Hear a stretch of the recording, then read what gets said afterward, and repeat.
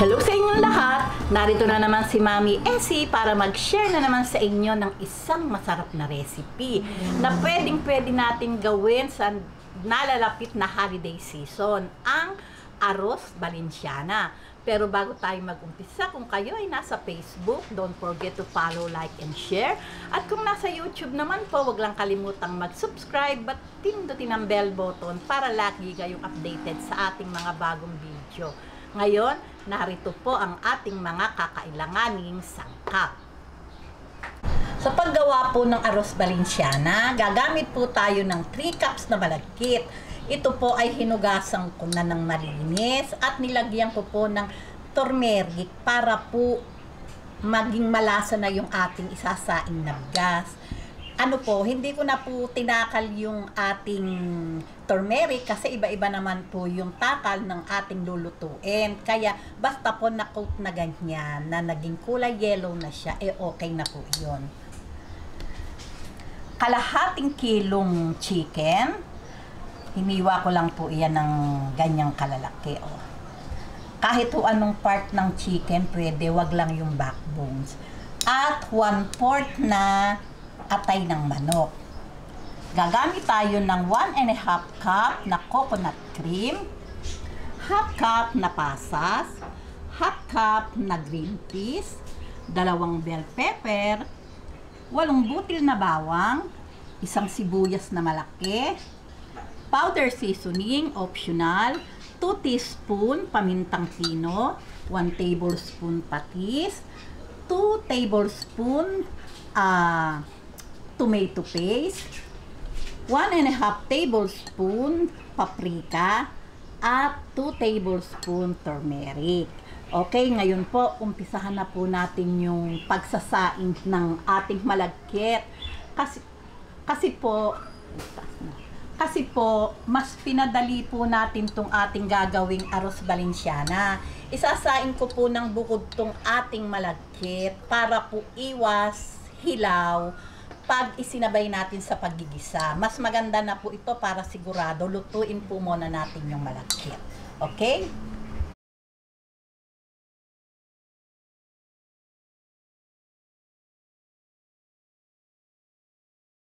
Okay, heto na po, nagpakulo na po ako ng tubig. Dahil po wala tayong chicken stock, gumamit na lang po ako ng chicken cube. Lalagay po natin itong ating malagkit na bigas. Ito nga po palang malagkit na bigas ay ibinabad ko kahit po 2 oras. Ibinabad po natin. Ayan. Ito po tinimplahan ko lang ng konting asin at konting paminta para po malasa na yung ating malagkit na bigas.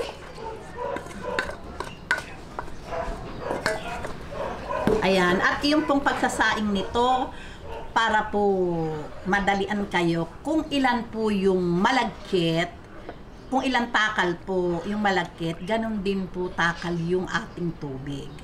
Okay, hintayin lang po natin yung maluto at babalik po ako.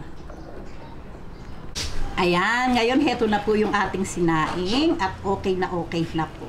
Ngayon umpisahan na po natin yung paggigisa. Ayan, ngayon po, umpisahan na po natin yung paggigisa. Ayan, hintayin lang natin mag-light brown yung ating garlic bago natin isunod yung sibuyas. Sunod natin ang sibuyas.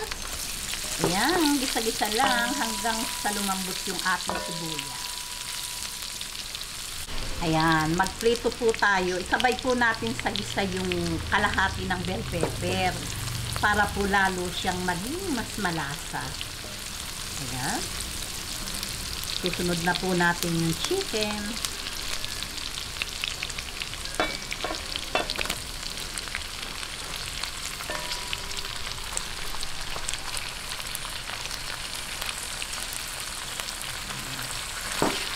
Gisahin po natin bago natin po isunod yung atay. Lagay po natin itong, pagka po ganitong medyo nasangkot siya na yung ating chicken, lagay po natin ang patis,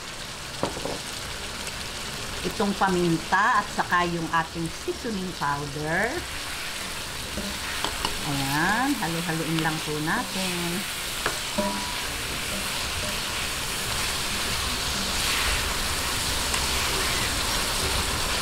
Lagay po natin itong ating atay ng manok. Ayan.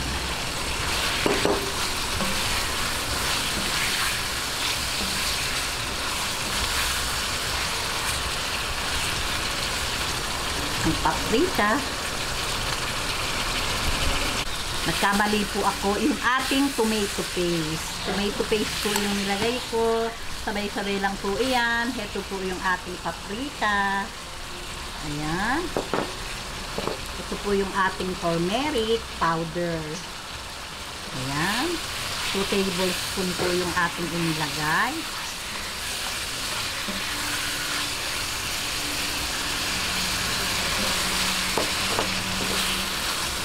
Bell pepper. Ayan, sabay-sabay lang po. Isa-isahin lang po natin. Bago natin ilagay yung ating coconut cream o unang piga ng gata. Yung ating pasas.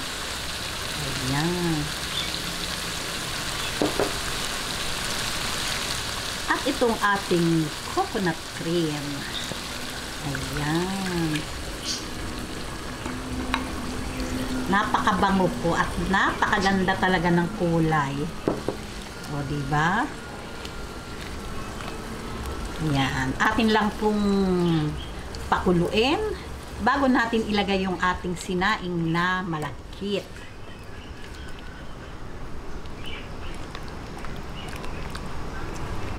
Pagka po ganito na malapot na po yung ating sauce, ilalagay na po natin itong ating rice.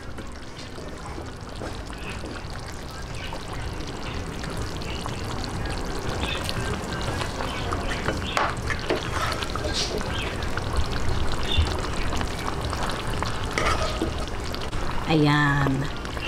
Haluin lang po natin hanggang mag-mix sa ating rice yung ating sauce.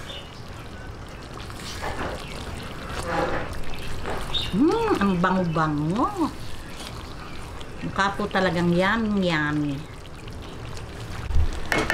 Pagka po ganyang mix na, lalagay na po natin itong natitirang pasas.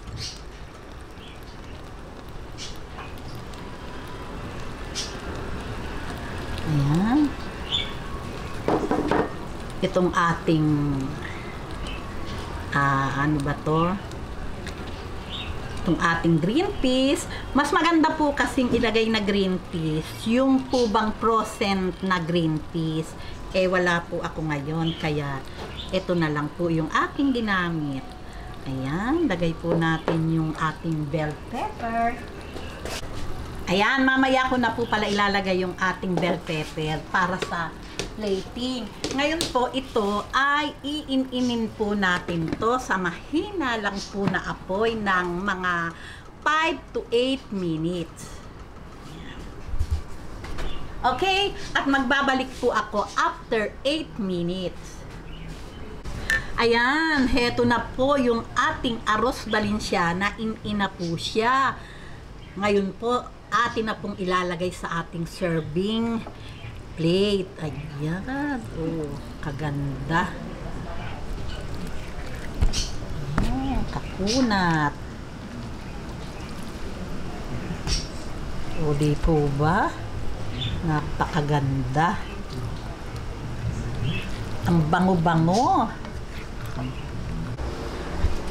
Oh, ayan, tingnan nyo naman, ready na po ang ating napakasarap na arroz Valenciana.